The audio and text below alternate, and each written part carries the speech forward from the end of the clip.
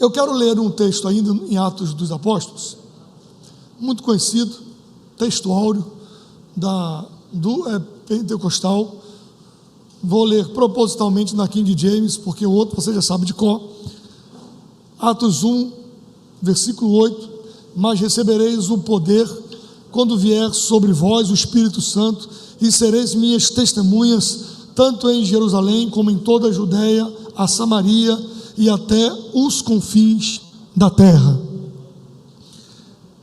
Esse é o texto áureo que Lucas nos coloca e que resume a atividade de todos nós. Nós estamos aqui nesta noite porque os primeiros ouvintes desse texto buscaram cumprir a ordem de Jesus, de que quando recebessem o revestimento do poder do Espírito Santo, eles seriam testemunhas, eles receberiam o poder para testemunhar. Daí o básico da teologia pentecostal é que para nós o batismo no Espírito Santo, ele é um revestimento de poder para testemunho, não para que a gente faça nada contra. Gosto muito de festa, congressos, não tem nenhum problema com isso. Eu sou um assembleano com pacote, assembleando assim, juntou 3 assembleando, vira uma festa. Eu não tenho nenhum problema com isso, mas a gente vai conversar um pouco sobre isso hoje à noite. A gente tem que sempre fazer uma análise se nós não estamos errando a mão, porque o poder do Espírito Santo, o batismo, o Espírito Santo são 2, né? Que vai dar a diferença na teologia pentecostal e que vai diferenciá-la do continuismo, porque todo pentecostal é continuista, mas nem todo continuista é pentecostal. Então são 2 questões. O Espírito Santo lhe batiza em Cristo, no corpo de Cristo. Por quê? Porque o Espírito nos convence do pecado, da justiça e do juízo. Então o Espírito Santo nos batiza no corpo de Cristo, ele nos insere no corpo de Cristo, é o que diz 1 Coríntios no capítulo 12, mas também somos batizados no Espírito Santo, que é Jesus que nos batiza no Espírito, que é uma segunda graça, digamos assim, que é, você tem o revestimento do poder para o quê? Para testemunhar exatamente esse texto que eu li nesta noite. Você recebe o revestimento do poder para ser testemunha. Daí o pentecostalismo é uma característica do pentecostalismo, o testemunho, a martiria, que é o que diz aqui no grego.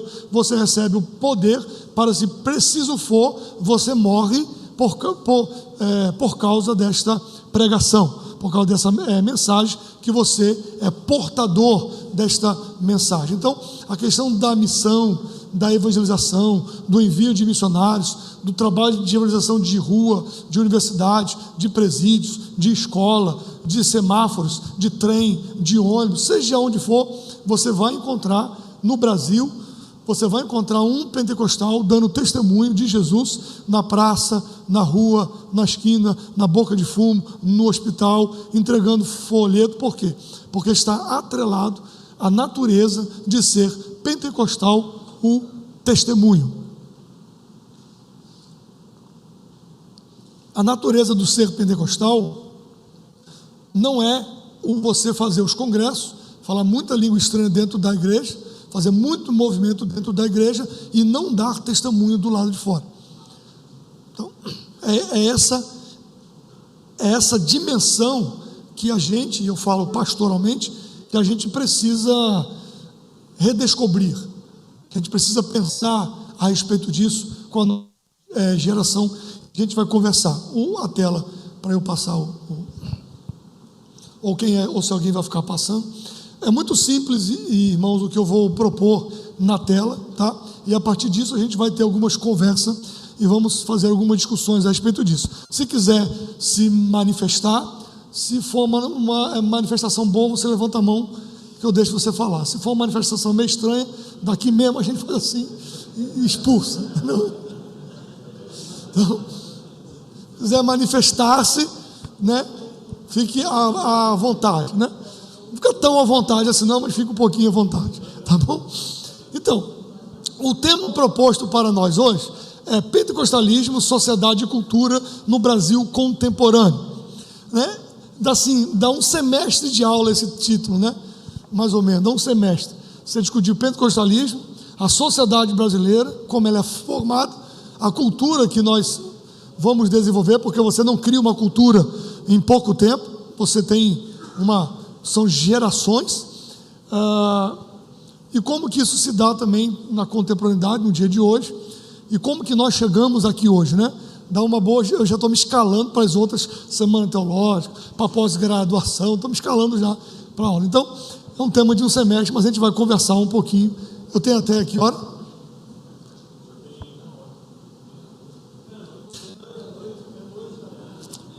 Porque eu estou no horário da Paraíba e lá agora são 10 para as 9, então são 10 para as 8, né? Então eu tenho até as 10 horas, é isso? Vamos lá, por favor, a próxima tela. O crescimento das igrejas pentecostais no Brasil é notável. Milhões de brasileiros se converteram ao pentecostalismo em busca de respostas espirituais e uma conexão mais profunda com Deus. Essa expansão vista sob uma ótica conservadora pode ser percebida como um retorno aos valores e princípios cristãos tradicionais também. Existem algumas questões nesta primeira tela, a expansão do pentecostalismo. Alguns historiadores vão atrelar o pentecostalismo à urbanização do país. Conforme o país vai se urbanizando, o pentecostalismo se torna uma religião urbana, porque o catolicismo popular brasileiro não responde aos anseios de uma nova classe rural que está migrando para a cidade. E o pentecostalismo, ele acaba também criando uma rede de pertencer, de você pertencer a um grupo, pertencer a alguma coisa. E os santos católicos, digamos assim, eles já não respondiam aos anseios de uma sociedade mais urbanizada. Isso é uma tese sociológica, né? Outras existem, como que o pentecostalismo fosse o refúgio das massas, como se o pentecostalismo fosse uma resposta de uma população pobre, abandonada pelo poder público, e ela encontra um lugar dentro das camadas pentecostais. Também é uma outra explicação. Mas eu sempre tive um problema com essas duas explicações. Porque Eduardo, o meu avô se batizou em Belém do Pará em 1920. Meu avô era militar do Exército Brasileiro. Meu avô não se tornou crente porque ele queria um lugar na sociedade. Ele tinha o lugar dele na sociedade. Minha mãe, meu pai, o pai do meu pai, meu avô, eu permaneci na igreja, entendi o evangelho, e essas respostas não me atendiam. Daí surge também a questão da minha própria tese, de tentar entender a formação social brasileira e o porquê que, de alguma forma, esse pentecostalismo ele gerou alguns dizem que gerou uma nova cultura no país. Você percebe algumas coisas parecidas com isso? Olha, antigamente você só tinha piadas sobre religião católica, sim ou não? Então São Pedro estava sempre na porta do céu. Isso tem uma explicação teológica, né? São Pedro estava sempre recebendo alguém na porta do céu para dizer que estava no lugar errado. Por quê? Porque dentro do catolicismo é a Pedro que Jesus deu a chave. O que ele ligasse na terra seria ligado, o que desligasse seria desligado. Eu te dou a chave do céu, eu te dou a chave do reino dos céus. Isso está no texto de Pedro, quando a igreja católica entende que é sobre Pedro, que é o fundamento que está edificado da igreja. Não vou tratar isso, que isso é assunto resolvido entre nós. Mas o fato é que a própria piada, ela precisa ter um amparo cultural para ser entendida. Às vezes você ouve uma piada americana, de uma série, de um programa de humor americano, eles acabam de rir e você fica sem entender nada. Por quê? Porque uma boa piada, ela precisa estar ancorada no contexto cultural. O que tem a ver piada com o que o senhor está dizendo? Não vou contar piada para você não, só para você entender o que eu quero lhe dizer. Então, você diz que o missionário está contextualizado em um país quando ele consegue sonhar na língua daquele país, na língua que é falada lá, quando ele sonha naquela língua e quando ele consegue rir das piadas que é contado naquele país. Aí você diz que ele já está contextualizado, ele entendeu aquela cultura, porque você só consegue rir de uma piada se você entender a cultura por trás dela. Nos últimos anos, nós temos surgido, as redes sociais popularizaram isso, centenas de humoristas cristãos.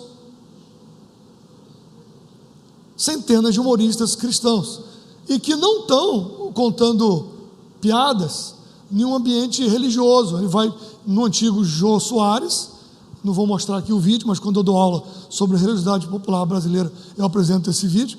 É um vídeo que um humorista, ele vai ser entrevistado por Jô Soares, e ele conta um evento de um ciclo de oração pentecostal numa Assembleia de Deus, de uma irmã que profetizava, ele imita as línguas estranhas, tal. A plateia cai na gargalhada porque ela entende o que ele está dizendo.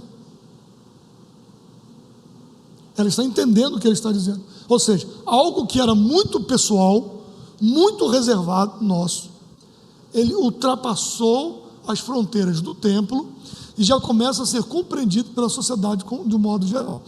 Então as músicas, então você tem moda evangélica, não é só o capitalismo para você ganhar dinheiro, isso é uma expressão cultural. Você tem marcas, grifes, que produzem roupas evangélicas, que produzem tipos de roupas específicas para atender um nicho de mercado. Então nós nos tornamos também para eles um nicho de mercado. Então isso é cultural, isso está havendo uma mudança cultural, está havendo uma outra compreensão na cultura. Então, bote a tela de novo ali, por favor. Não, a outra, a anterior. Então, saiu uma pesquisa alguns dias atrás, é porque toda vez que tu bota ali, vai para a transmissão, né? Tá bom. Então, depois tu bota ela de novo. Saiu uma pesquisa uns dias atrás, que alguns pesquisadores estavam dizendo sobre as maiores igrejas do Brasil. Eu ia até fazer um comentário sobre isso na rede social, mas rede social é terra de ninguém, e assim, não vale a pena, né?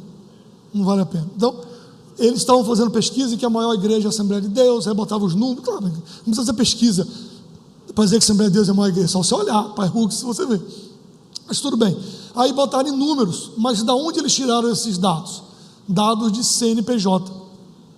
Então essa pesquisa já tem um erro de metodologia. Por quê? Porque a Assembleia de Deus, ela não tem CNPJ de todas as suas igrejas. Ela não tem CNPJ de congregação, por exemplo. Ela tem CNPJ de igreja sede. Congregação não tem CNPJ.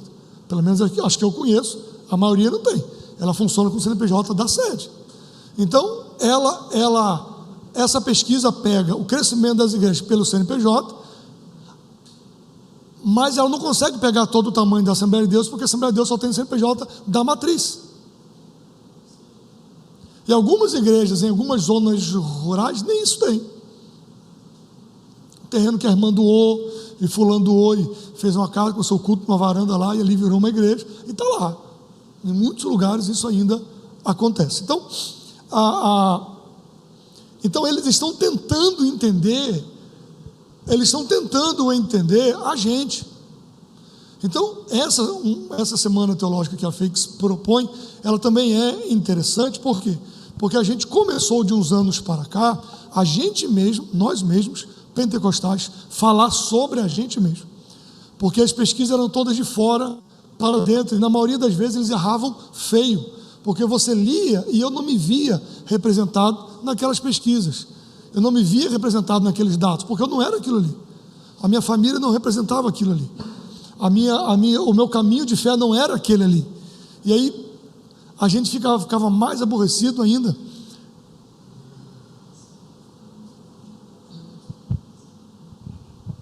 Ok, obrigado. Então, me desconta mais um tempo na frente que eu perdi o raciocínio. Não representava o que a gente era. Na verdade, a gente ficava muito bravo, que quer deixar um pentecostal bravo, é compará-lo com um neopentecostal. Não vou dizer que ele fica possesso, porque é feio, né? Não fica. Mas ele fica muito aborrecido, né? Um pentecostal fica muito aborrecido quando ele é comparado com o neopentecostal, porque não tem nada a ver uma coisa com a outra. Especialmente o pentecostalismo clássico, da qual esta igreja, na qual nós estamos, é uma representante legítima dessa raiz, desse tronco pentecostal. Então, as pessoas tentam nos entender. Por quê? Porque está havendo uma mudança cultural. A gente está saindo de um gueto e está aparecendo, às vezes melhor, às vezes pior. A gente vai ver na discussão dessa aula. Então, bota a tela de novo, por favor. Eu acho que eu vou deixar aqui, que você não precisa ficar colocando.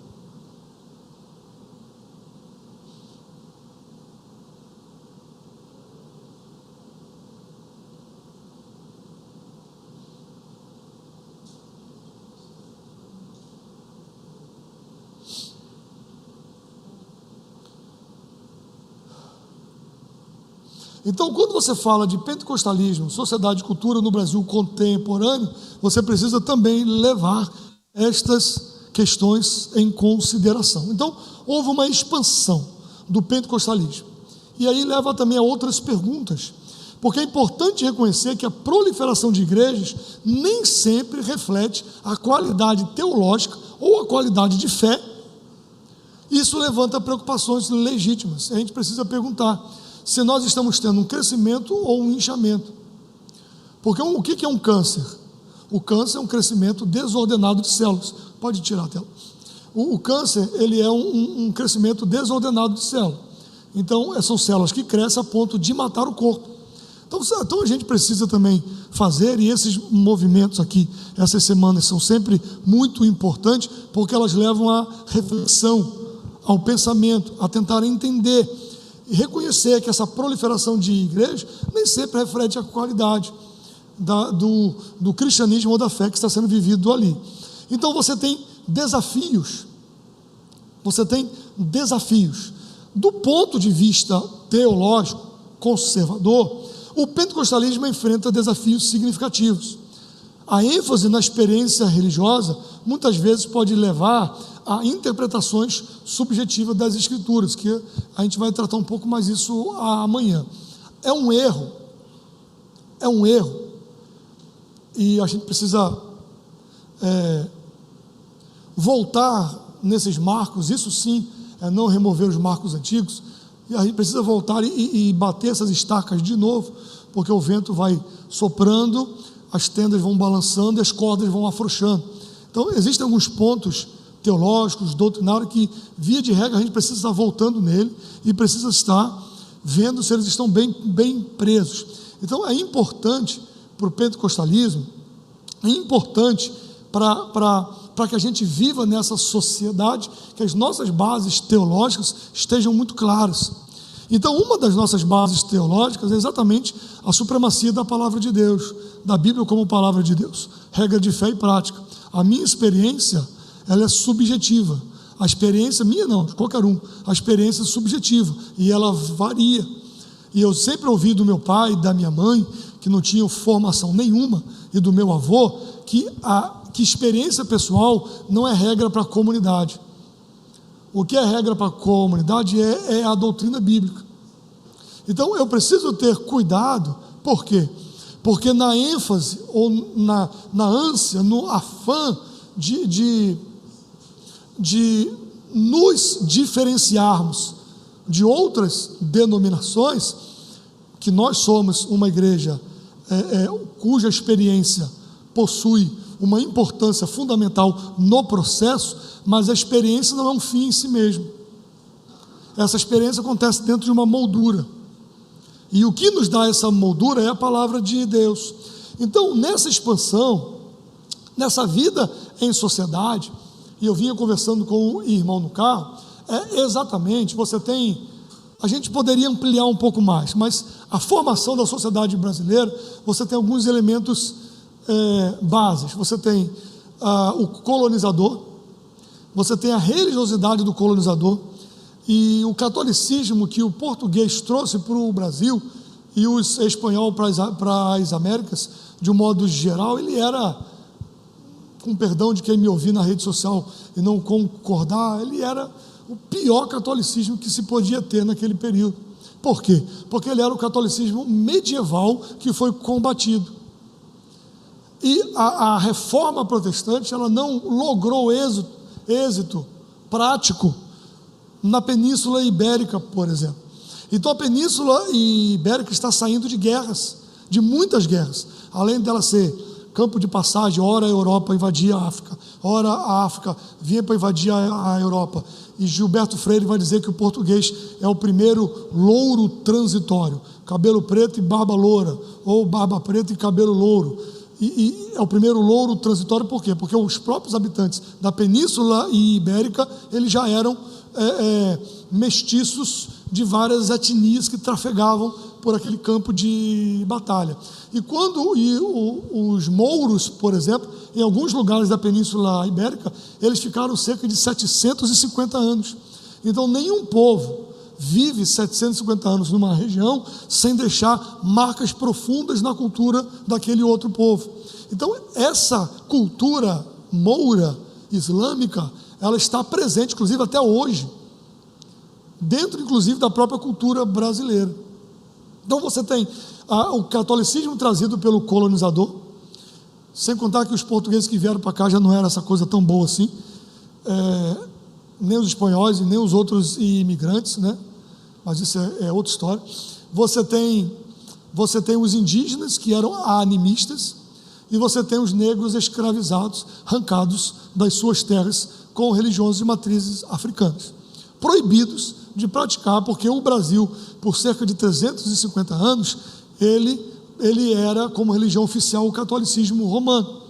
Então chegava-se um navio negreiro quando estava liberado ainda o comércio, e depois que virou o tráfico, mas só podia se entrar em território brasileiro quem fosse católico. Então eles batizavam por atacado, juntavam, ensinavam a rezar meio Pai Nosso, meio Ave Maria, batizavam por atacado. Vocês estão tudo cristão, entra no Brasil, ia para os serviços da casa, ou das plantações, ou do engenho, seja de onde fosse, e lá eles não podiam praticar a sua própria religião, e eles perceberam no catolicismo a mesma lógica que se tinha nas religiões tradicionais africanas. Você tinha o espírito criador de todas as coisas, você tinha os orixás, espíritos intermediários, e você tinha os seres humanos. E quando eles olham para o catolicismo, ele vê exatamente isso. Eles veem Deus, veem Jesus, mas ninguém fala com ele, ninguém fala direto com ele. Por quê? Porque você tem os intermediários, você tem Maria, você tem São Jorge, você tem Santo Antônio, você tem São Gonçalo do Amarante. E o próprio catolicismo brasileiro, ele vai gerar uma religiosidade muito diferente, porque ele vai misturar isso. Não sei se alguém aqui já viu a imagem de Nossa Senhora do Ó. Nossa Senhora do Ó. Isso é mais para o lado do Nordeste, que tem bairros e tudo, na região de Pernambuco que se tem. Nossa Senhora do Ó é uma imagem de Maria grávida, ou na linguagem pernambucana, prenha. Então, eles vão dizer que o catolicismo português, ele representava todas as fases da vida. O santo se tornou alguém de casa. Você tinha um oratório dentro de casa, você tinha um santo para cada dia do ano, e o dia que não tinha santo é o dia de todos os santos. Então você tinha isso é cultural. Então você tem um país há 350 anos entregue somente para esse tipo. Você tinha, como diz o sociólogo, você tinha pouco padre, pouca missa e muita festa. Então era um catolicismo baseado no calendário litúrgico, e no calendário litúrgico das festas santoriais. Então aí começou a misturar o santo com o profano, que até hoje tem a festa dos padroeiros da cidade. Tem lá a hora que o padre reza a missa, e depois o coro canta lá Mas isso tem um fundo histórico, né? As quermesses, as barraquinhas, as coisas, né? E sim, irmãos, e abrindo um parênteses e pulando na frente, irmãos, isso é a cara da Assembleia de Deus, irmão. Não se aborreça, não. A gente adora uma barraquinha, a gente adora uma quermesse, botar uma cantina na igreja, montar umas barraquinhas, montar umas coisas. A gente adora fazer uma festa, sabe por quê? Porque o barro da onde a gente foi tirado para fazer o tijolo é essa cultura de festa. Ninguém no Brasil, não tem igreja no Brasil que faz festa que nem a Assembleia de Deus faz. Nenhuma. Não tem nenhuma igreja que faz festa que nem a Assembleia de Deus. Por que não faz? Porque nós somos a cara do brasileiro. Gedeão Alencar diz uma frase que eu não concordo muito com ela, que a Assembleia de Deus é a cara do brasileiro, omisso e feliz. Essa frase de Gedeão Alencar, no livro Tupiniquim brasileiro, se não me engano. Mas o fato é que essa religiosidade de negros, que fez um sincretismo, depois um hibridismo, e esse você tinha pouco padre, pouca missa e muita festa. O padre vinha, fazendo desobriga, casando o povo, batizando o povo, fazendo as obrigações, depois ele ia embora para a vila seguinte e ficava o festeiro do local organizando as festas dos santos. Então você tinha pouco padre, pouca missa e muita festa. Então você gerou um cristianismo no Brasil pouquíssimo institucionalizado. Você gerou uma religiosidade popular brasileira. Então você tem a rezadeira ou a benzedeira, muito comum nos interiores, não sei como é aqui no Mato Grosso, mas nos interiores do Nordeste muito forte. A rezadeira, a benzedeira, ela é uma mistura da beata católica com a mãe de santo das religiões de matrizes africanas. Ela é o símbolo do sincretismo, da religiosidade brasileira. Então você tem uma religiosidade brasileira que ela é muito próximo do mundo espiritual. O indígena, ele é animista, então ele tem questões com o piado da coruja, uivo da onça, ele tem presságios. Então eu não, e nem ninguém aqui, mas de um modo geral o brasileiro, né? Porque não se entregue não, assim, não passa debaixo de escada, vê o chinelo virado na porta de casa, desvira ele, senão a mãe morre, né? Eu me lembro que eu sentava no sofá e eu sentava assim, ó.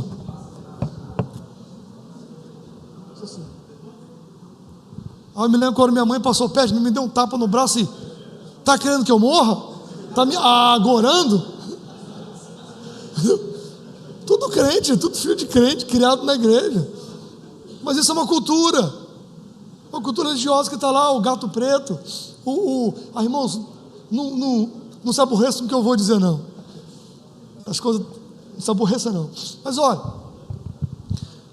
o cara ia lá e mandava fazer um trabalho, botava o nome na boca do sapo, costurava o nome na boca do sapo, fazendo. Então, assim, isso era tudo muito próximo dessa religiosidade brasileira. Aí chegam os missionários das outras denominações, era uma igreja culta para um povo analfabeto, com órgão, tocando, uma liturgia parada, a missa em latim, o padre descosta para a igreja. Quem quer isso, irmão? Que brasileiro que vai querer um negócio desse? Estava lá porque não tinha outra coisa. Vai querer um negócio desse? Não faz parte da alma do brasileiro. Aí depois chegou lá dois missionários meio doidos lá pregando: Jesus Cristo salva, cura, batiza com o Espírito Santo, breve voltará. Eita, que eu estou sentindo.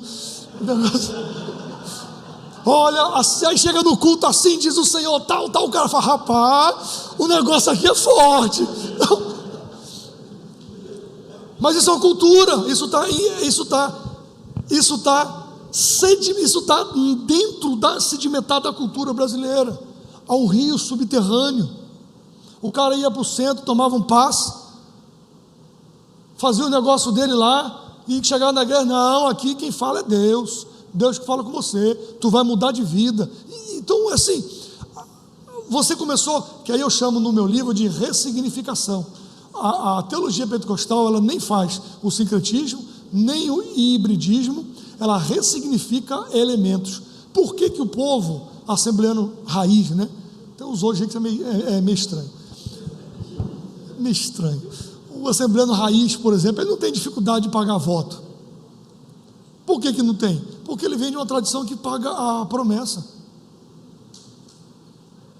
Então ele não tem dificuldade de pagar voto, porque ele veio na tradição pagando promessa. Então, aí o pentecostalismo ressignifica isso. Então, você vai ficar pagando lá para santo, essa besteira. Aí ele dizia logo assim, para quem vai falar com secretário, se você pode falar logo com o chefe? Você vai falar logo com o santo, fala logo com Jesus, rapaz. Então, foi reorientado biblicamente. Então, o pentecostal raiz não tem problema de pagar voto, porque ele pagar a promessa, ele foi reorientado. Mas isso também serve para o lado ruim, religiosamente falando. Daí a teologia tem que ficar atenta a isso. Por quê? Porque por outro existe um subterrâneo religioso na cultura brasileira, e esse subterrâneo religioso, vez por outra, ele aflora. Então ele não bota o nome na boca do sapo, não costura o nome na boca do sapo, mas ele diz assim, ó, eita Jesus, me ajuda agora. Se tiver alguém aqui que faz isso, eu vou apanhar hoje aqui. Aí pega assim, ó. Aí eu vou pegar um papel, ela vai me pagar. Aí anota o nome das pessoas que te aborreceram ali, que fizeram mal. Eu vou fazer uma campanha de oração ajoelhado sobre esses nomes aqui. Ô crente, me ajuda, crente. Me ajuda, crente. Isso é oração de feiticeiro, crente. Me ajuda. Eu vou orar, ela vai pagar. Isso é um elemento fortíssimo. Isso é um elemento fortíssimo da cultura religiosa brasileira. Um elemento fortíssimo. Que eles iam em determinados lugares e pagavam um trabalho contra fulano ou ciclano. Então, a gente precisa ter cuidado teologicamente como pastores. Por quê? Porque essas coisas ocorrem. Vez por outra ela levanta. Ó, vou falar uma coisa muito polêmica aqui. Acho que eu nunca mais me volto aqui, né? Olha, existem muitos, inclusive tem uma determinada pessoa em rede social, da academia, que faz muitos vídeos, até interessante, não vou dizer o nome para não dar ibope, mas muito interessante até alguns vídeos que fazem, embora eu não concorde com nada que diz, mas eu tenho que concordar que é instigante, né? Tanto é que de vez em quando eu ouço. Eu não vou ouvir, aí eu ouço. Então, faz um comparativo de terreiros de candomblé, mostra o vídeo de uma cerimônia, um terreiro de candomblé, em alguns cultos pentecostais. E aí ela diz, a dança é a mesma.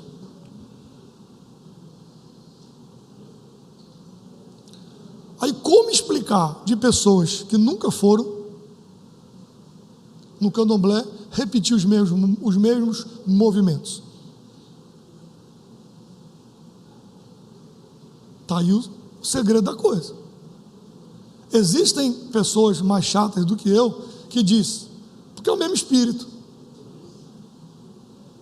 Eu não acredito que seja, porque está numa igreja, estou partindo do princípio de igreja séria, né? De gente crente, tem o Espírito de Deus para discernir, né? Como que eu, Eduardo, explico isso? Eu explico isso como uma manifestação da cultura. É uma manifestação do subterrâneo religioso da cultura brasileira. Não é necessariamente espírito mau ou pecado, mas é um aflorar de uma cultura que está enraizada. É uma árvore plantada. Eu sei que o Salmo 1 diz que estamos plantados junto a ribeiro de água e na estação, eu sei disso, não estou negando isso não, estou falando culturalmente. Nós somos pessoas dentro de uma cultura que bebemos elementos dessa cultura, gostando ou não gostando, concordando ou não concordando, nós bebemos elementos dessa cultura.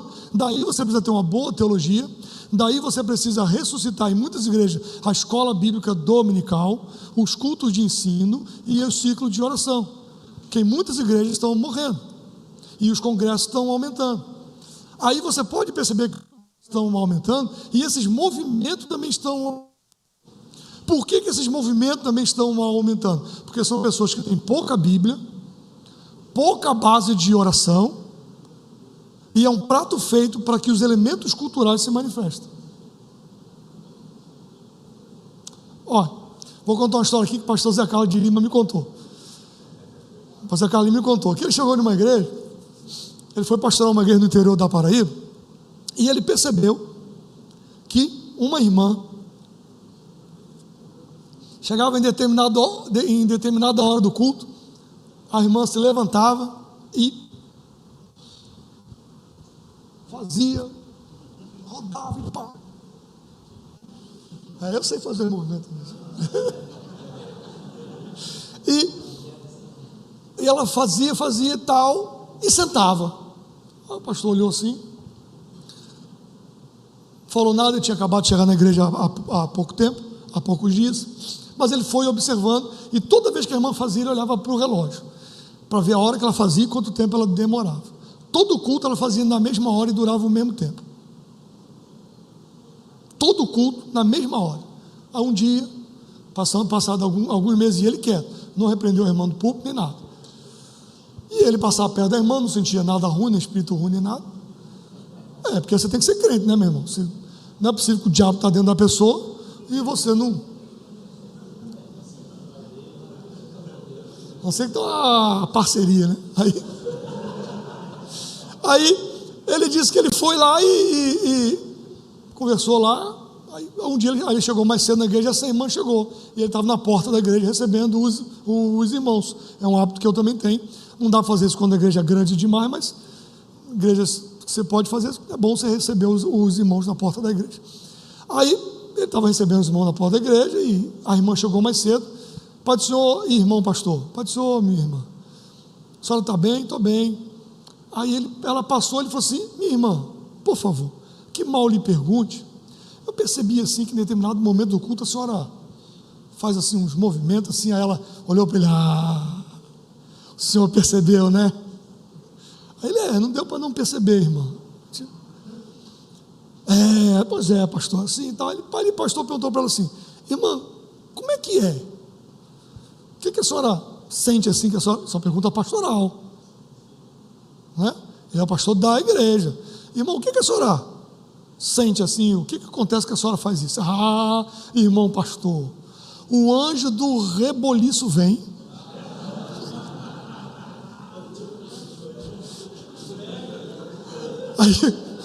Aí o pastor falou para ela assim: me conte mais sobre esse anjo. Uma senhora muito simples, assim, de vida, muito simples.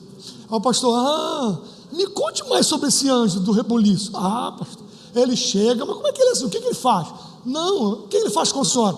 Comigo nada. Mas ele chega do meu lado assim e diz: agora. E aí, eu estou obedecendo, pastor. Muito bem, minha irmã.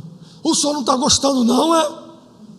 Já brava com isso. O senhor não está gostando, não é? O senhor não gosta das coisas? Aí ele falou assim: irmã, faça o seguinte, a senhora pode me fazer um favor? Eu, como pastor da igreja. Aí ela: claro, irmão pastor. O anjo vai vir hoje, vai? Aí ela disse: com certeza, ele vem todo culto. Aí ele falou assim: então quando ele chegar, a senhora diz assim: o irmão Zé Carlos quer falar com o senhor. Ele quer que você vá lá dizer para ele que ele quer fazer também. Aí ele entrou para o culto. Foi o culto. Aconteceu no culto, tal. Deu a hora, a irmã nada. A irmã passando o culto, dando glória a Deus. Acabou o culto, deu a bênção apostólica, a irmã nada. Passou algum tempo depois, semanas, e voltou de novo. Encontrou na porta da igreja de novo. Irmã, e o anjo não veio mais não? Irmão pastor, ele não veio mais não. Mas e naquele dia? Não, naquele dia ele veio. Aí ele mandou: o que você falou para ele? Eu falei assim: vai falar com o irmão pastor, depois que ele fizer, eu faço. E ele disse o quê? Não veio mais não.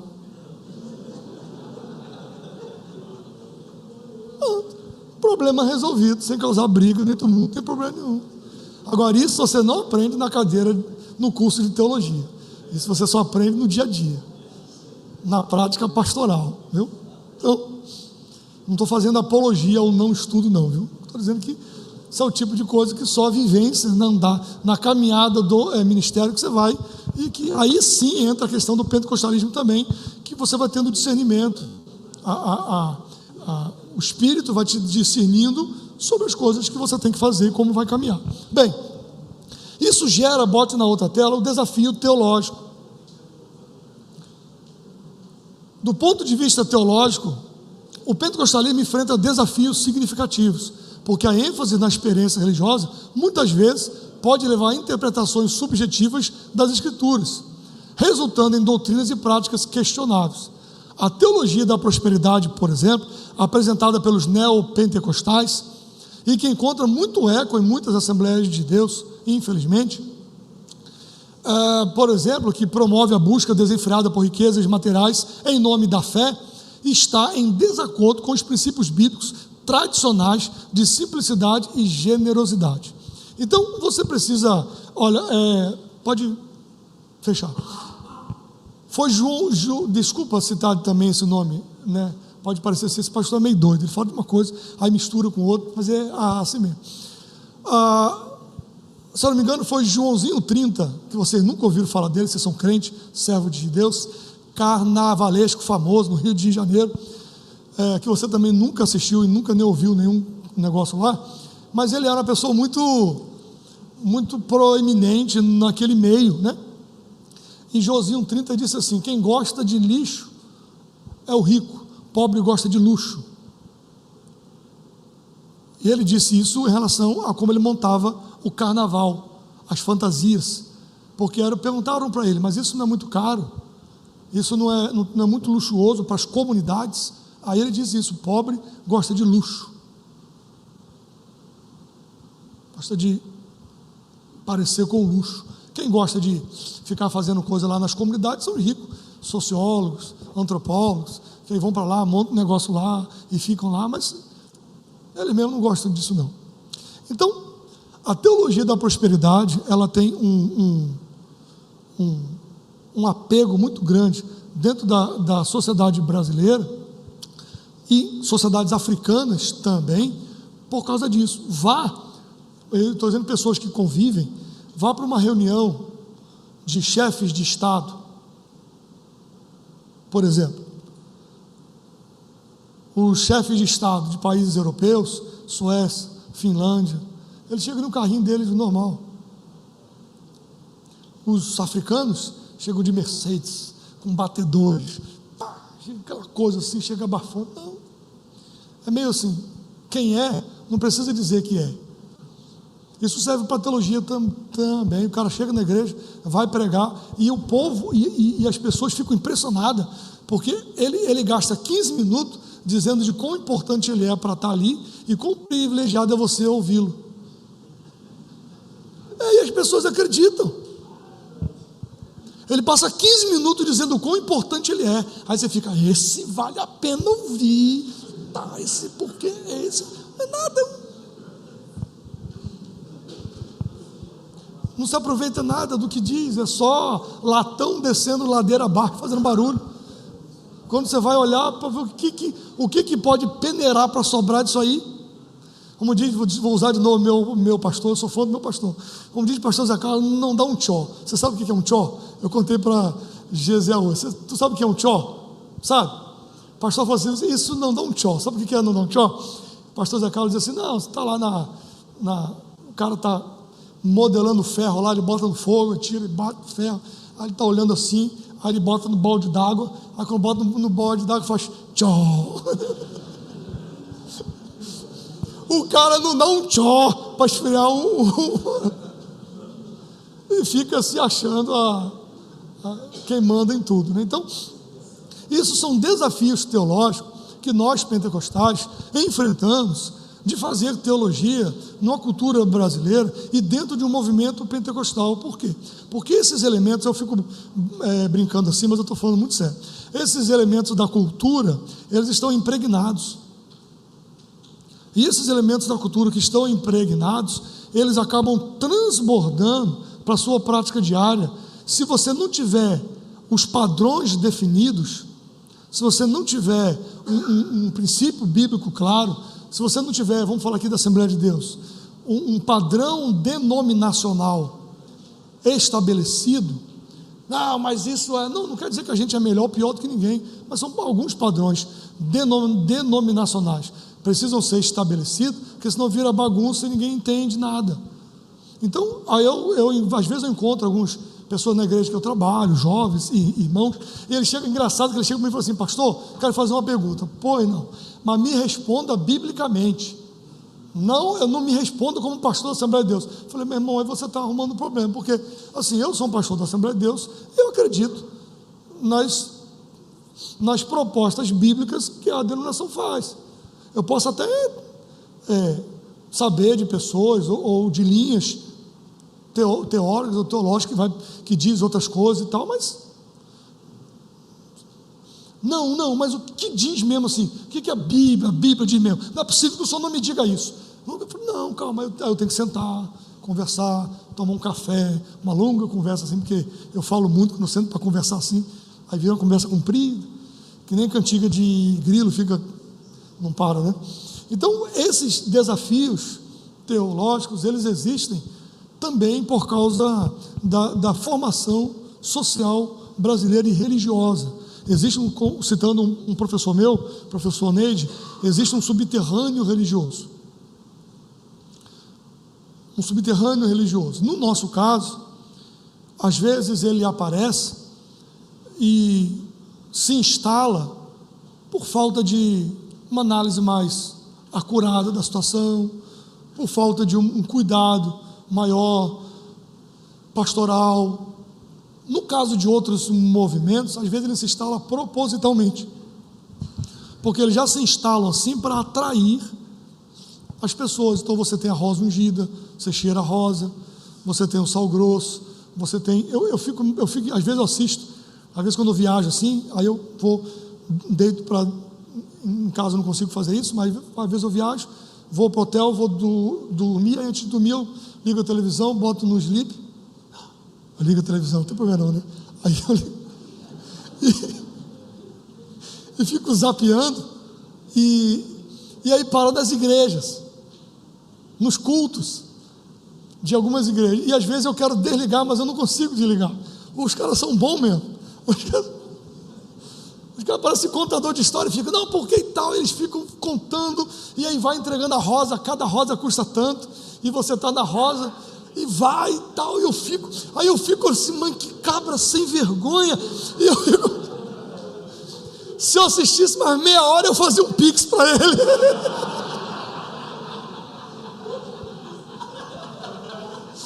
aí eu boto no sleep, antes dele me convencer, eu fazer um pix para ele,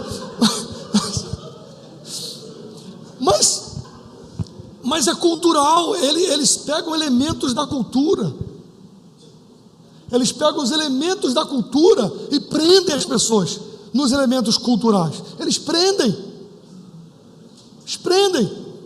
aí eles ficam aí e usa técnicas de neurolinguística, de hipnose, e usa isso, né, também para as pessoas, e não sei o que, aí vai para não sei o que, 2, quando eu disser 3, tal coisa vai acontecer.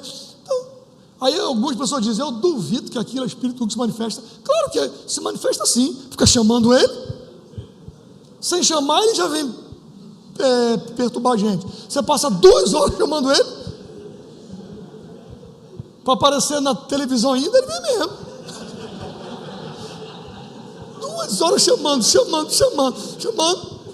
ainda dá uma entrevista ainda, ele vem mesmo. Mas isso são elementos da cultura.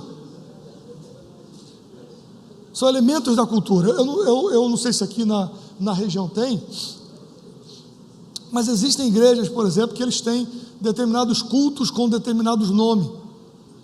Então, geralmente, quando abre o culto de libertação, ou o culto da vitória, ou o culto...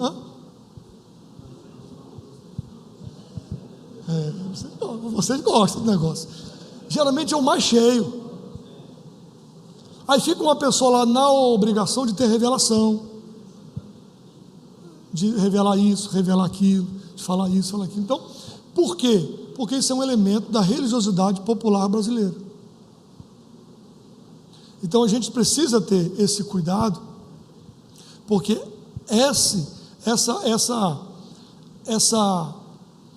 formação cultural brasileira, ela está presente.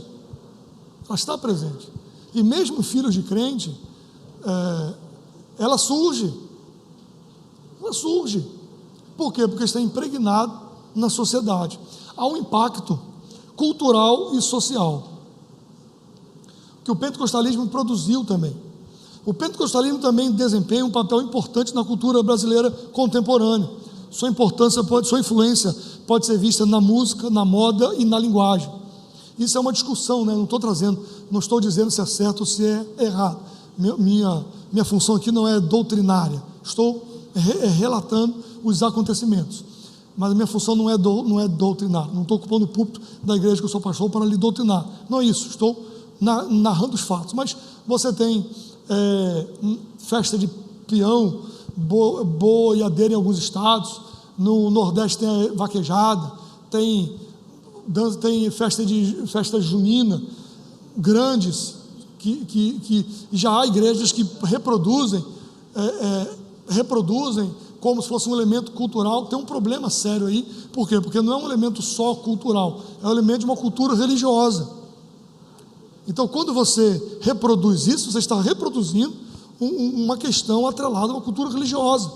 Então, nessas festas, que a gente sempre chamou de mundana, e agora a gente está chamando de eventos da cultura brasileira, mas a gente sempre chamou de mundanas. Mas a gente agora está mais legal, está mais politicamente correto. Então as festas das expressões culturais brasileiras, aí já tira um dia que tem o evangélico, aí vai os conjuntos, as bandas evangélicas, aí os cantores mais famosos do meio gospel, eles botam 2 telefones, contatos de igreja, contatos de prefeitura, são 2 números diferentes, porque os valores também são diferentes. Então, por que eles fazem, ou por que eles têm um espaço em uma festa dita mundana?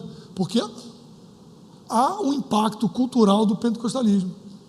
Existe gente, existe povo, existem pessoas. Então, há um impacto nisso. Então, há uma, como eu disse no início, piadas, existem piadas. São Pedro está perdendo as piadas agora a piada é sobre culto, sobre a irmã, o irmão. Então, por quê? Porque é um elemento cultural que está se espraiando do pentecostalismo, uma saudação, saúde os irmãos com a paz do Senhor, já sabe que essa pessoa é ligada a uma igreja pentecostal. Graça e paz, irmãos, já sabe que é uma igreja mais, né? Eu estava vendo um amigo, ele sabe que eu gosto dessas coisas, aí ele me mandou uma coisa de igreja, um cara fazendo assim, como cada igreja reage a um tipo de hino, né? Aí ele diz, as Assembleias de Deus tradicionais, não sei o quê, todas as igrejas que tem church no nome, aí fulano fazia, aí como eles reagem o louvor, né? Enfim, por quê? Porque já é um elemento cultural, já vai botando isso. Não estou dizendo que é ruim, não é de todo mal, não é isso que eu estou dizendo, não é de todo mal, não é isso, mas você precisa ter elementos e aí agora eu falo como teólogo e um pastor da igreja, você precisa ter elementos muito claros, para você balizar, você precisa ter uma moldura nesse quadro, e nessa sociedade pluralista, relativista, a ideia de que Jesus é o caminho, a verdade, a vida, é ofensivo. O governo da Bahia, no dia do combate à intolerância religiosa, ele fez uma série de posts, eu tenho esses posts salvos, oficial, e dizendo lá, uma delas que dizer que Jesus Cristo é o único caminho para o céu é intolerância, porque você está excluindo os outros caminhos possíveis. Anula isso e você anula a pregação do Evangelho. Então, eu preciso ter um parâmetro para saber até onde eu vou, ou até onde pode se ir. Então, não, eu vou seguir para cá, tá bom, mas eu estou aqui. Não, mas por que você não vem? Porque o meu lugar é aqui. Não, mas essa sua igreja, você como pastor, não vai ter ninguém aí. Não tem nada não, é aqui. Esse é o parâmetro que eu entendo da teologia bíblica, que me coloca. E você não vai ficar sozinho. Sabe por que você não vai ficar sozinho? Porque as pessoas estão desesperadas. As pessoas estão sem rumo. E quando elas se verem perdidas, ela vai se lembrar que há um porto seguro. E esse porto seguro, a verdade para nós não é um conceito, não é uma ideia, não é uma discussão filosófica. A verdade para nós é uma pessoa. E essa pessoa tem nome, Jesus de Nazaré. uma pessoa. Ponto. Pode dizer, não, tá bom, mas você é muito... Uma vez eu estava num debate um debate não, que eu não gosto de participar de debate. Estava em um evento da universidade, eu tinha apresentado um trabalho do doutorado, e depois de mim a pessoa foi extremamente deselegante. Se fosse eu que tivesse feito isso como um crente, eu teria sido tirado na apresentação do trabalho. E quando eu apresentei a minha pesquisa, algumas coisas, e a pessoa foi, e ela se colocou, eu tenho lugar de fala. Olha, esse negócio de linguagem, de lugar de fala, é quando a pessoa diz, porque a ideia é até interessante, mas quando ela diz, eu tenho meu lugar de fala, é porque ela quer calar a sua opinião. Geralmente quem usa isso é porque ela não está nem aí que você vai dizer, mas não defende a liberdade de expressão. Eu vou usar o meu lugar de fala, e começou a papar. Isso que nós acabamos de ouvir aqui é um desfavor à sociedade. É um fundamentalismo que não difere nada de Osama Bin Laden, porque Osama do que Estado Islâmico, são tudo fundamentalistas, que nem esse que falou aqui antes de mim. Puxa, era uma apresentação da universidade. Aí eu olhei para ela assim, a orientou, não vale a pena falar não. Eu fiquei quieto, ficou feio para ela, né? Careta fica feio na cara de quem faz. Meu pai sempre me ensinou isso. E aí deixei para lá, depois vieram assim, olha, a gente queria olhar seu trabalho, para a gente poder contribuir, para expandir as suas ideias. Falei, tá certo.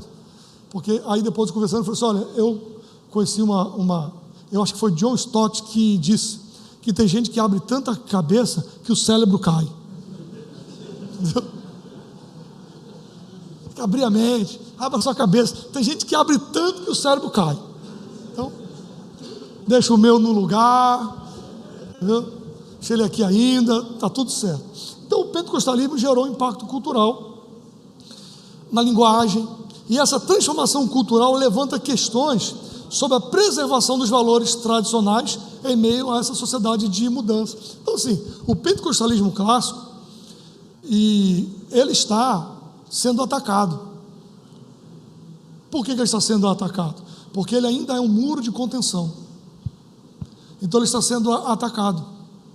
Ele está sendo atacado porque nós impedimos de determinadas coisas se tornarem-se tão comuns como já estão sendo. De valores, morais, ética. A gente podia passar a noite toda aqui conversando sobre ética e moral. No direito são sinônimos, mas você pode dividi-las filosoficamente para a ética ser o processo reflexivo que você embasa o seu comportamento moral. Então, eu estou fazendo isso por causa disso. Então, todo o comportamento precisa ter um embasamento ético, reflexivo. E é isso que estão fazendo. Eles estão alterando a moral a partir de uma mudança na ética. Eles estão embasando argumentativamente, filosoficamente. Eu ouvi, a pessoa é crente, teóloga, frequenta igreja. Eu vi a pessoa dizendo sobre família tradicional, e a pessoa dizendo assim, família tradicional. Depende de qual época você está falando de família tradicional, porque no Antigo Testamento, uma família tradicional é Eucana, Penina e Ana.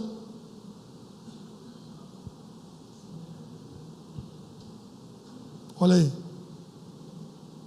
Como é que você lidar com isso numa conversa, numa universidade? Professor para o seu filho, para você. Depende de qual período de família tradicional você tá dizendo. Uma família tradicional em um país islâmico é um marido e mais 4. A quinta que é problema. Até a 4, se ele tiver dinheiro para sustentar, está tudo certo. É lei. Então, você tem que entender isso, porque o pentecostalismo ele gera um impacto cultural. E ele também é um muro de contenção em algumas práticas comportamentais. Então, valores e ética, que é o que eu estou dizendo, a outra tela. O pentecostalismo enfatiza a outra tela, valores e ética. Isso. O pentecostalismo enfatiza a importância da ética e dos valores morais. 5 minutos? Rapaz. Enquanto o pentecostalismo pode contribuir para uma maior consciência moral em alguns casos, também é necessário abordar os desafios éticos enfrentados por algumas congregações em sua vida diária. Então, é uma autoanálise que a gente sempre precisa fazer. ao mesmo tempo que nós somos um muro de contenção, a gente precisa ver se nós não estamos nos tornando moralista, porque o moralismo é diferente de moral, porque o moralismo ele não tem um embasamento reflexivo. Porque por que eu estou mandando que seja assim? Não, você tem por quê? Eu, por exemplo, na igreja que eu sirvo, no estado que eu sirvo, essa roupa que eu estou aqui é a batina do pastor da Assembleia de Deus da Paraíba. Você não vai ver nenhum pastor da Assembleia de Deus celebrando nenhum ato litúrgico se ele não tiver com a indumentária dele. Eu não tenho problema com isso. E a molecada, os jovens, tudo nervoso. E como é que você se submete a isso? Eu falei, se eu fosse médico, eu não ia estar com o meu jaleco branco? Se eu não fosse da polícia militar, eu não ia estar com a farda de lá? Então, eu vou fazer uma celebração litúrgica na igreja. Eu não aceitei ser pastor da igreja, não fui ordenado na igreja, não é o princípio organizacional da igreja que eu estou pastor, não tem problema nenhum. Mas está muito quente. Sim, mas não é eu que vou ficar brigando dentro da igreja, que nem um doido dentro da igreja, por causa de, com isso, sem isso, eu prego do mesmo jeito. Mas se eu preciso colocar, para que eu possa exercer a minha vocação, nos atos litúrgicos, não há problema nenhum nisso. Então eu sei por que eu estou fazendo. Por que você estava fazendo isso? Porque o pastor mandou. Não, aí você virou um moralista. Então a gente precisa saber o porquê que estamos fazendo as coisas, quais são a origem das coisas. Então você tem um impacto na sociedade. Os pentecostais desempenham um papel importante na promoção de valores conservadores na sociedade brasileira. Sua ênfase na moralidade, na pureza sexual, contribui para uma contracultura em relação às tendências secularizadas que permeiam a sociedade contemporânea, que é uma sociedade permissiva, que é uma sociedade que tudo pode. Então a nossa teologia, a teologia que nós ensinamos, ela é uma teologia com parâmetros. E dentro dos seus parâmetros, ela é uma teologia que ela influencia no comportamento. Ela não é uma teoria que fica vagando. Não, é um processo reflexivo que eu entendo e que muda o meu comportamento. Isso é evangelho. Ainda em valores e ética, o pentecostalismo desempenha esse papel significativo, e essa análise teológica reconhece tanto os aspectos positivos quanto os desafios enfrentados por essa corrente religiosa, no caso, os pentecostais clássicos. Embora tenha contribuído para a transformação de vidas e a promoção de valores cristãos tradicionais, é importante manter um diálogo crítico sobre os aspectos teológicos, éticos e culturais do pentecostalismo, buscando um equilíbrio entre renovação espiritual e a preservação dos princípios fundamentais da fé cristã. Então a gente precisa entender, e às vezes a Assembleia tem uma dificuldade nisso, e a faculdade, a academia cumpre esse papel para a gente entender o que são princípios. Deus não santifica métodos, e às vezes a gente sacraliza os métodos, sacraliza a posição das cadeiras, né? E aí a gente engole um camelo e se engasga com um mosquito. Então, esse processo reflexivo, dentro desses parâmetros, precisam ser feito. E eu vou encerrar, vou pular a tela aqui. Então, em nossa jornada, é importante manter um diálogo crítico sobre os aspectos teológicos, éticos e culturais do pentecostalismo, buscando um equilíbrio entre a renovação espiritual, a relevância social e a preservação dos princípios fundamentais da fé cristã. Com isso eu encerro essa participação sobre pentecostalismo, sociedade e cultura no Brasil contemporâneo. Muito obrigado.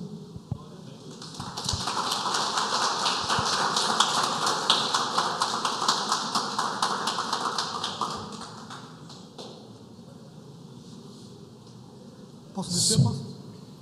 Alguém tem alguma pergunta para o pastor Leandro? Josias? Deixa eu ir até você aí. Fala seu nome e a pergunta, por favor. Conta a sua bênção, irmão. Boa noite, pastor, professor Eduardo. Meu nome é Wender Gabriel, faço parte da turma de segundo semestre de teologia, né, um bacharel aqui na FEIX. A minha pergunta a Assembleia de Deus, ela, em algum momento da sua história, por ocasião das influências, né, da nossa cultura, como foi falado aqui hoje, ela chegou a perder a sua identidade pentecostal? Eu falo e eu pergunto assim, não só focada no Brasil, mas em visão de mundo também, porque a gente conhece mais, né, da onde nós estamos, mas o senhor que deve estudar muito o assunto deve ter uma visão um pouco mais abrangente. Veja bem, a Assembleia de Deus, que nem é no Brasil, ela não existe em lugar nenhum do mundo. Até onde eu sei, até onde as pessoas vão. E exatamente eu trato isso no meu livro. Exatamente porque os elementos culturais são outros. Então, os elementos culturais fundantes da sociedade brasileira e do pentecostalismo brasileiro, ele não é encontrado, por exemplo, nos Estados Unidos. A colonização americana foi outra. Entendeu? A história dos europeus é outra. A história dos africanos é outra. Então, como modelo de igreja, ela é única. Aí, quando você fala de assembleias, elas também variam. A graça da Assembleia de Deus ela tem uma espinha dorsal, mas a homogeneidade da Assembleia de Deus é um mito. A homogeneidade da Assembleia de Deus é um mito. Ela não é uma igreja homogênea, ela é uma igreja heterogênea, e daí vem a força dela, porque a linha dorsal, Jesus Cristo salva, cura, batiza com o Espírito Santo e em breve voltará, ela permanece a mesma. A escola dominical, a revista Escola Dominical, manteve um padrão doutrinário muito próximo das igrejas, e a declaração de fé, aprovada em 2017, ela manteve essa espinha dorsal. Então, o assembleano que se preza, historicamente falando, ele subscreve a sua declaração de fé. Agora, daí as liturgias vão mudar. Tem igreja que tem mais coragem, menos coragem. Tem igreja que faz a leitura no meio do culto. Tem igreja que faz a leitura bíblica depois que canta os hinos da harpa. Então, essas coisas, isso tem uma certa variação, né? Mas não sei se eu respondi a sua pergunta. Agora, assim, se a sociedade, se ela está sendo influenciada, se ela está mudando, tá. Existem mudanças que são boas, porque são adequações da geração, né? Meu avô foi excluído, foi disciplinado da igreja. Meu avô era rebelde, evangelista da igreja. Foi disciplinado 2 vezes, está na rua sem chapéu. Quem aqui usa chapéu hoje? Tem. Então, mas na época, uma pessoa de bem, etc., só que ele esqueceu, não é que ele não queria, ele saiu atrasado e ficou com o chapéu pendurado. Aí o diácono viu, contou para Samuel Nilson e foi disciplinado. Por isso que a Bíblia diz: resistir ao diácono e ele fugirá de vós.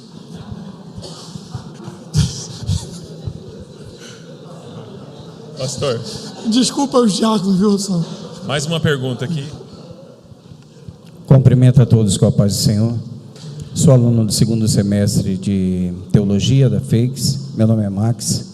Até para complementar um pouco da questão que o irmão levantou, fiz algumas anotações aqui. E se eu conseguir me expressar direito, talvez eu possa explicar de outra forma.